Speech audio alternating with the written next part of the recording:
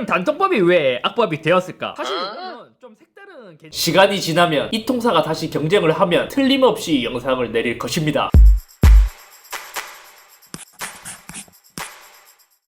안녕하세요, 이섭입니다. 아마 우리나라에서 가장 유명한 법 이름일 수도 있고 전자기기를 좋아하는 사람, 특히 우리 손에 하나씩 들고 있는 핸드폰과 관련된 법, 그것은 바로 단통법이죠. 단통법은 2014년에 등장해서 지금 딱 한 9년 정도 되었거든요. 제가 대학을 다니고 있을 때 이게 화제가 되었기 때문에 지금 급식들은 대체 이게 뭔데 하면서 단통법이라는 것 자체를 아예 모를 수도 있지만 진짜 잊을 수 없는 사건 중에 하나입니다. 뭐 아무튼 자세한 건 뒤에서 설명을 하겠지만 결론부터 이야기하자면 이 악명 높은 단통법이 9년 만에 폐지될 수도 있다는 소식이 있어서 오늘은 단통법 폐지 과연 어떻게 바뀔 것인가에 대해서 이야기해보려고 해요. 먼저 이 단통법 정확한 명칭은 이동통신 단말장치 유통구조 개선에 관한 법률, 이것을 줄여서 단통법이라고 해요. 시행은 2014년 10월 1일부터 시작되었는데 법이라고 하면 뭐 그렇잖아요. 막 어렵고 복잡하기도 하고 뭐 단통법도 마찬가지긴 해요. 그래서 이 법의 가장 핵심이 되는 부분을 발췌하잖아요. 한마디로 요약해서 보조금 너네 마음대로 많이 주지 마라가 이 법의 요지라고 볼 수 있습니다. 근데 이걸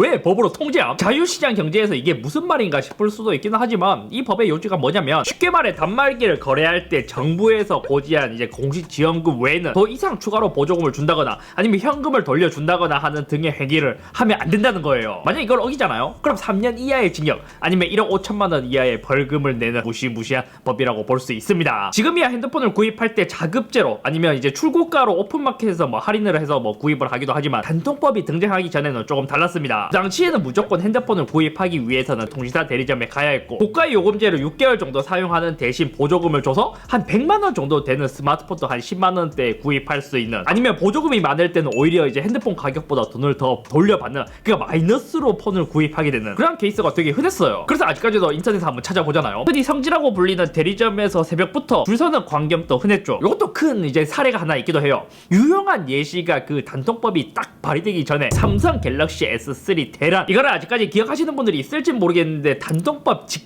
진짜 폰값 대락, 그게 대폭락 사건이었어요. 이동통신 3사가 경쟁적으로 할부 원금을 깎아버려서 나중에는 차비까지 돌려주면서 팔아서 뭐 갤럭시 S3가 굉장히 많이 팔리는 그러한 사건이 있었던 것이죠. 아무튼 이때만 해도 이통 3사가 굉장히 엄청나게 경쟁이었어요. 이 사건이 워낙 컸던 탓일지 시기적으로 굉장히 미묘하긴 하지만 이 S3 대란 요 중간 시기쯤부터 단통법이 발의되었고 거의 부스터 켠 듯 급속도로 진행이 되었는데 웃긴 거 뭔지 알아요? 그 법이 발의될 당시 국회에서도 참석 인원 중에서는 반대가 한 표도 없는 완전 클린한 찬성이었다는 점이었죠. 결과적으로 단통법이 시행되고 나서 중간중간에 막 땜질을 하던 이제 법 개정도 많이 되긴 했었지만 제대로 준비할 새도 없이 발의되고 통과되어버린 거의 패스트트랙 법이라고 볼 수 있었습니다. 그럼 단통법이 왜 악법이 되었을까? 사실 요거는 좀 색다른 개념의 법이긴 해요. 그러니까 어떤 기업에서 물건을 파는데 그 물건에 대한 추가 혜택을 얼마 주는지까지 정부에서 통제를 해버린다? 아니 도대체 왜? 원래 미래부에서 직접 밝힌 단통법의 목적은 크게 두 가지라고 해요. 첫 번째는 이용자들의 정보 불균형 해소를 하고 통신 과소비 줄이기, 두 번째는 이 통사들의 소모적인 보조금 경쟁을 줄이고 소비자 후생을 극대화시키기. 저는 사실 이것을 봤을 때는 목적 자체는 굉장히 좋다고 생각했습니다. 지금까지도 목적 자체는 되게 좋다고 생각해요. 그럼 그 목적에 부합하는 법인지 하나씩 살펴볼까요? 일단 정보의 불균형을 줄이는 것은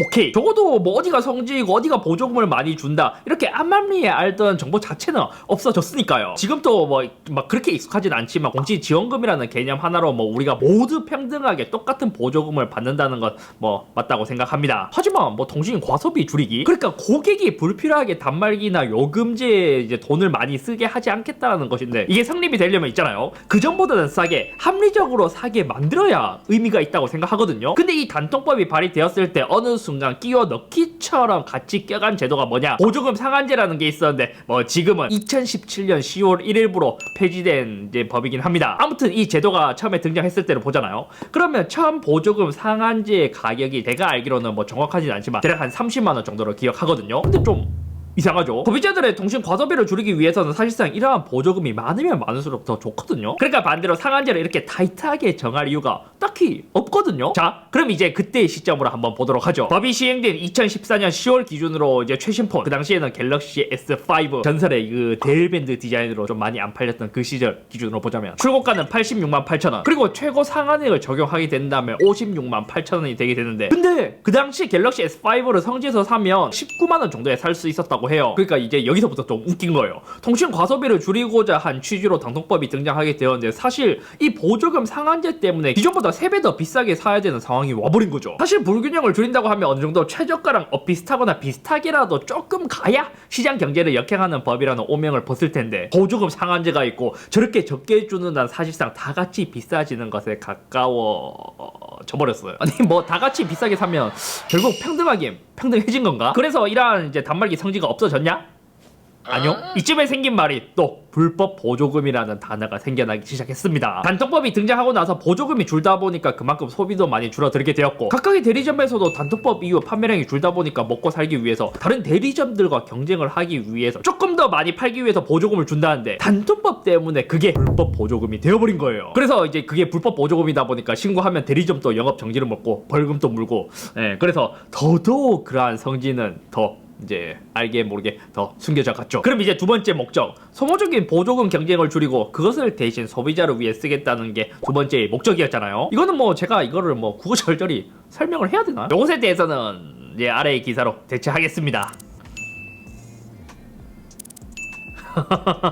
자, 그럼 단통법이 등장하고 나서 어떠한 영향이 있었을까? 앞에 이야기한 것을 보잖아요. 그러면 단통법의 두 가지 목적은 솔직히 달성했다고 보기에는 어려운 게 맞다고 생각합니다. 그럼 이 단통법으로 인해 시장에 끼친 영향은 뭘까? 일단 이제 제품의 가격대가 아주 기업의 입장에서는 만족스럽게 고정이 되죠. 보조금 상한제가 있다는 건 어느 선까지 단말기의 가격이 절대 안 떨어진다는 의미이기도 해요. 그러니까 치킨 게임을 하면서 출혈이 어마어마했었는데 나에서 마침 30만원 이상 절대 주지 말래. 그러다 보니 보조금 상한제가 있다 보니까 딱히 뭐 가격 출혈 경쟁을 할 이유가 없어져 버린 거죠. 그렇다 보니까 이것도 막 여러 가지 말이 많았고 2017년 10월 1일부로 사라진 것이기도 하고요. 이것도 제가 자료를 한번 찾아봤거든요. 단통법 이후 약 2년 후 2016년 방통위 제출 자료에 의하면 1인당 지원금이 2년간 약 12만원 정도 줄어들었다 하고, 이통 3사 기준으로 보면 약 2조 원의 규모가 줄어들었다고 합니다. 그리고 자연스럽게 이통 3사의 영업이익이 증가했죠. 그리고 웃긴 거 뭔지 알아요? 단통법 직후에는 KT가 바로 흑자 전환을 했어요. 통신사의 입장에서도 그래요. 기업의 최종적인 목표가 최대의 이윤을 내는 거다 보니까 이익은 이제 단통법 때문에 더 늘어나게 되었죠. 그리고 부가적으로 자연스럽게 마케팅비도 세이브되게 되어버렸어요. 왜냐고요? 사실상 단통법으로 인해 경쟁을 안 하다 보니까 번호 이동하는 사용자가 많이 줄어들어 버렸기 때문이에요. 소비자 입장에서는 보조금을 많이 주는 것도 아니고 딱히 통신사를 옮겨서 이득 보는 것도 크게 없거든요. 그럼 이쯤에서 궁금한 점이 생기실 수도 있습니다. 정보 불균형만큼 해소되었으니까 그럼 보조금 몰래 파는 폰파리들은 다 없어졌겠네? 여러분들도 지금 현재를 살고 있으니까 알겠지만 아직까지도 많이 있잖아요. 아람리에 아직까지도 많은 이제 불법 보조금을 많이 지원을 하고 있고, 그 과정에서 솔직히 눈탱이도 더 많이 일어나고 있습니다. 사실 저는 이게 좀 큰 문제라고 생각해요. 왜냐하면 통신사에서 모든 고객에게 제공되는 할인 혜택, 카드를 만들면 모든 사용자에게 제공되는 혜택, 대리점에서는 우리 고객에게 특별히 제공되는 혜택이라고 하기는 하지만 할부로 36개월, 48개월을 때려버린다거나 특정 요금제를 써야 한다거나 실제로는 정가 아니면 그것보다 더 비싸게 구입을 하지만 소비자는 그러한 복잡한 요금 체계 때문에 월 납부 요금 그것만 보고 눈탱이 당하는 케이스가 진짜 많이 늘어났습니다. 특히 나이가 많으신 우리 부모님 세대에서 말이죠. 결국 단통법을 시작할 때의 목적은 아무것도 달성하지 못한 채 소비자를 위한 장점은 거의 없다시피 한 법으로 남게 되었다고 생각합니다. 아니, 그나마 애플은 좀 이득을 봤다고 생각해요. 왜냐면 애플은 아주 오래전부터 언락폰, 자급제폰을 판매하기 시작했었고, 그 당시만 하더라도 국내 스마트폰 제조사가 굉장히 많았거든요. 근데 이러한 제조사들에서 애플보다 막 뛰어나진 않지만 여러가지 보조금으로 인해서 가성비, 그 진짜 가성비 있게 좋았지만 단통법이 등장하고 나서 애플, 그 아이폰이랑 가격 차이가 별로 안 난다? 그것 때문에 아이폰을 사는 사람들이 굉장히 많이 늘어났어요. 물론 100% 단통법 때문이라고는 할 수 없지만 뭐 성능, 디자인 이런 것도 이제 애플 아이폰과 비교했을 때 경쟁력이 부족하긴 했었지만 그렇게 부족한 부분들을 단통법 이전에 보조금으로 모두 채워졌었는데, LG폰 같은 경우에도 같은 가격이라면 삼성폰을 사는 케이스가 점점 더 많이 늘어나기 시작했고,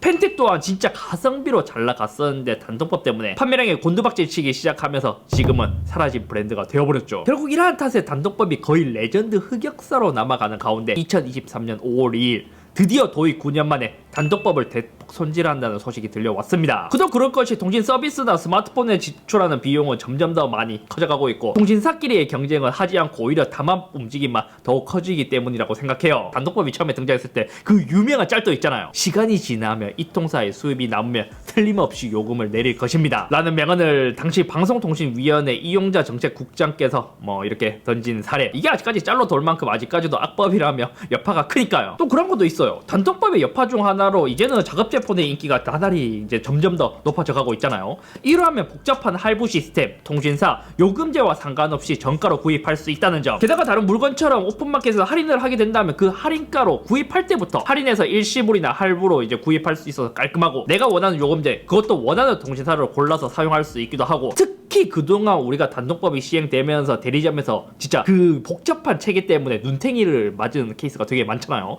그 처음에 구입할 땐 몰라도 나중에 알고 보니까 눈탱이 맞은 케이스가 있어서 나는 너무 복잡해, 차라리 돈을 조금 더 주더라도 그냥 깔끔하게 구입하고 싶어 하시는 분들도 많아서 자급제에 대한 인기가 점점 더 나날이 가면 갈수록 높아지고 있죠. 그러니까 사실상 자급제폰으로 가고 있는 시장의 추세에서 단통법의 존재 가치도 애매해져 가고 있어요. 예전에는 적어도 이통 3사가 경쟁을 활발히 해서 분명히 단말기를 싸게 살 수 있는 방법이 존재하기라도 했잖아요. 그렇다 보니 현재는 장점이 딱히 남지 않은 상태에서 단통법을 손보든지 폐지를 하든지 해서 다시 이통 3사가 경쟁을 하고 소비자를 위한 선택을 하고 담합 요소를 조금이라도 제거했으면 하는 마음인 거죠. 근데 또 그런 건 있어요. 지금 단통법이 시행된 지 9년 정도 되었고 그 사이에 스마트폰 제조사들이 아주 많은 변화, 그리고 없어지고 사라지고 뭐 그런 케이스가 생겨났잖아요. 그래서 경쟁자가 많을 때 단통법이 폐지하게 된다면 단말기 가격 경쟁이 또 돼서 이제 가격을 저렴하게 우리 소비자들이 구입할 수 있지만, 이미 스마트폰 시장에서는 중소기업은 다 떨어져 나갔고 삼성, 애플 이 두 가지 기업만 남은 상황에서, 그러니까 딱히 경쟁할 제품이 없는 상황에서 단통법 폐지가 크게 의미가 있을지 그게 좀 우려가 되기도 합니다. 아무튼 이제 진짜 제발 꼭 이러한 이제 여론들을 참고해서 좀 개선을 했으면 좋겠어요. 심지어 아직까지 정보 불균형이 완전히 사라진 건 아니거든요. 일부 대리점이나 폰팔이 등 여러 가지 막 어려운 용어, 그러니까 복잡한 할인이랑 이제 뭐 할부 정책 등으로 눈탱이 치는 케이스도 아직 진짜 여전히 많거든요. 그러니까 안 그래도 비싸지는 단말기 가격에 이제 부담을 상쇄하면서 적절한 보조금을 태울 수 있게 경쟁을 장을 열어주면서 소비자들이 좋은 가격으로 살 수 있게 일조했으면 좋겠습니다. 아무튼 오늘 여기까지며, 이번에 단통법 진짜 9년 만에 폐지한다는 소식 때문에 제가 이제 단통법의 역사를 짧게 이렇게 이제 이야기를 해봤었는데, 이번에는 진짜 좀 의미 있게 좀 뭐 폐지되든지 개정을 하든지 좀 했으면 좋겠어요. 요즘 진짜 핸드폰 가격이 너무 높아지는데 그것도 경쟁을 해서 소비자들이 더 싸게 사면 더 좋으니까요. 배가 이런 거 봐요. 그 당시에 이것도 막 갤럭시나 LG에 비해서 좀 아쉬운 점이 있었지만 가성비가 진짜 훌륭했거든요. 게다가 그때 LG보다 더 빨랐던 스테인리스 스틸 사용 미쳤어. 이런 게 없어져서 너무 아쉬운데요.